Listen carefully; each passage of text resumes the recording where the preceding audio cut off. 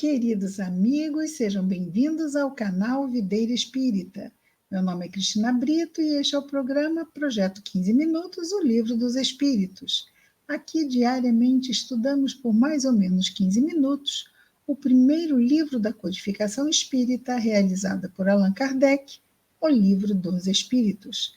Atualmente estamos no livro terceiro desta obra, que trata das leis morais. Esse livro terceiro é composto de 12 capítulos. Estamos no capítulo 1, cujo título é Lei Divina ou Natural.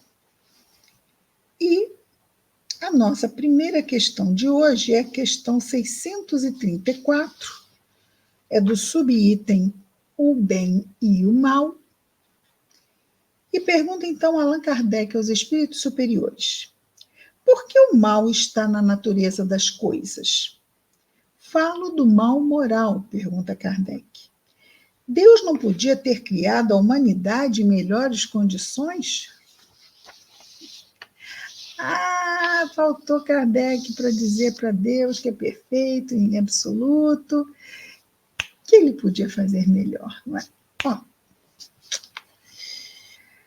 Ok, respondem os espíritos superiores. Já te dissemos, os espíritos foram criados simples e ignorantes. Deus deixa ao homem, o espírito encarnado, a escolha do caminho.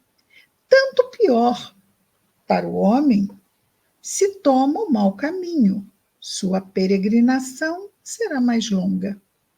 Se não existissem montanhas, o homem não compreenderia que se pode subir e descer.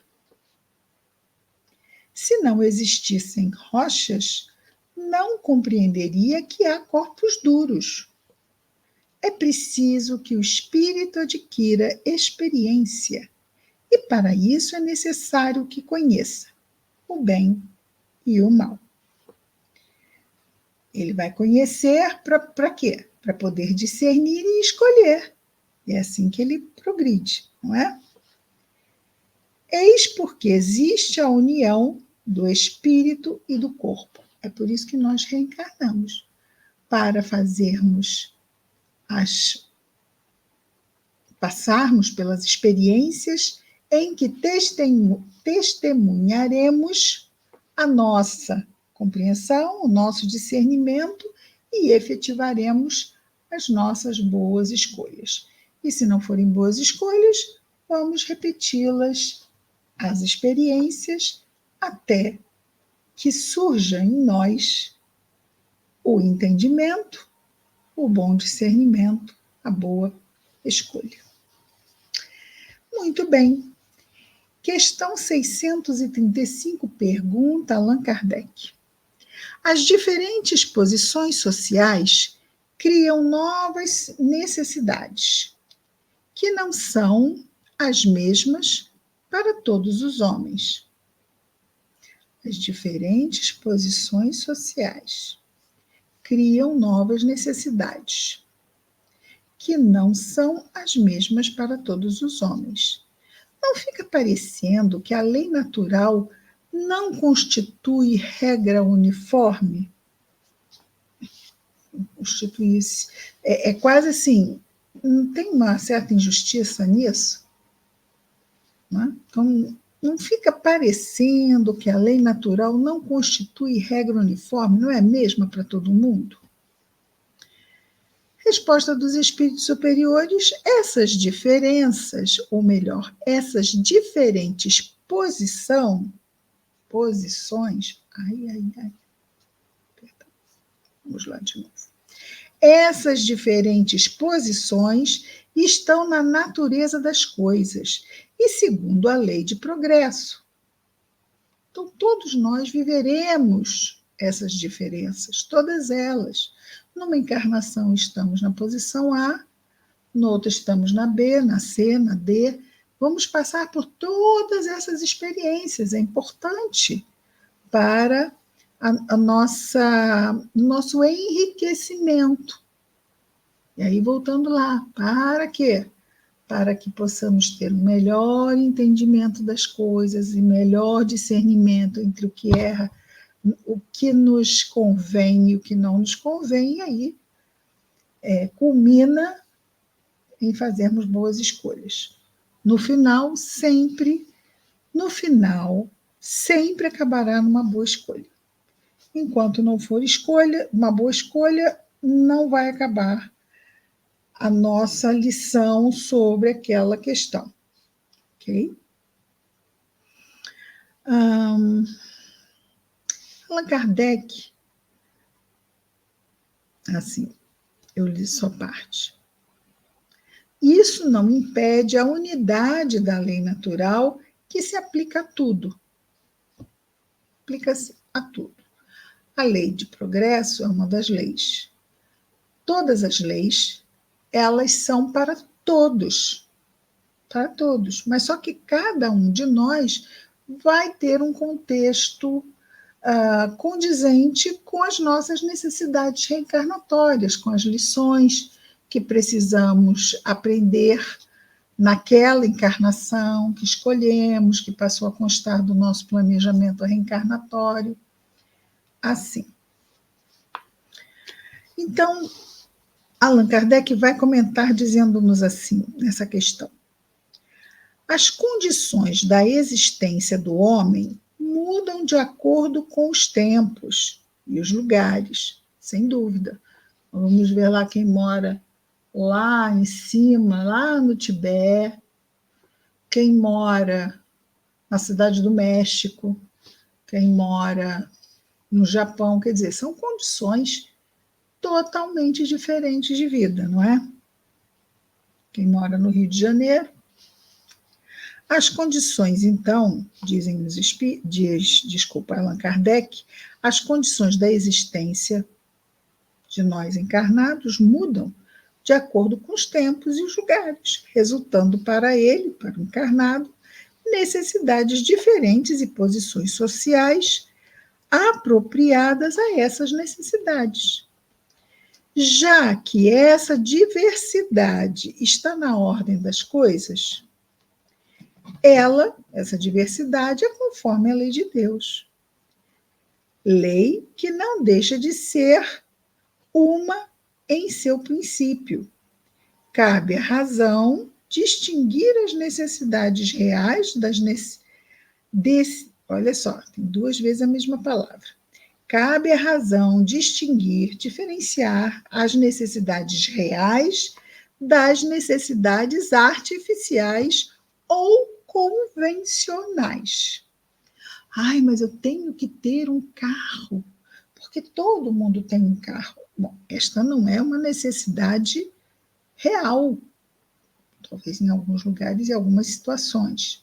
Mas aí eu não preciso ter um carrão, eu vou ter um carrinho, só para me locomover em regiões que seja mais difícil que isso aconteça sem um carro. Aí passa a ser uma necessidade real.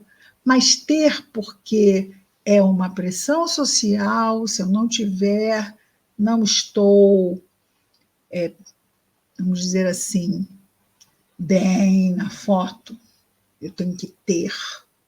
Então, as necessidades artificiais são essas que eu preciso ter, sem realmente aquilo ser algo que vá me fazer falta, porque nós vamos nos acostumando também com os confortos da vida, há muitos confortos que nós podemos viver sem. Eu não posso viver sem ar-condicionado. Vá morar num lugar que a luz é caríssima. Eu garanto. Nós podemos viver sem ar-condicionado. É isso. Diz um belo ditado, eu gosto de ditados, que a necessidade é que faz o sapo pular, não é? Então, muitas vezes nós damos muito valor a questões, como diz aqui, não é, artificiais ou convencionais, e às vezes vem a necessidade e nos mostra que nós podemos viver com o essencial. É possível. Não é tão confortável, não é tão prazeroso, mas é possível. Conseguimos dar conta das nossas necessidades básicas. Ai, mas quem quer em 2024 necessidades básicas? Nós queremos mais, mais, mais. E às vezes vamos perdendo o foco do que somos, o que viemos fazer aqui, e passamos a nos distrair com muitas coisas. E vamos vendo, às vezes, certo vazio, insatisfação, porque perdemos o foco. Estamos focando em outra parte que não nos dá de retorno satisfação, que preenche-nos por dentro. Né? É só para quê? Para refletirmos sobre isso.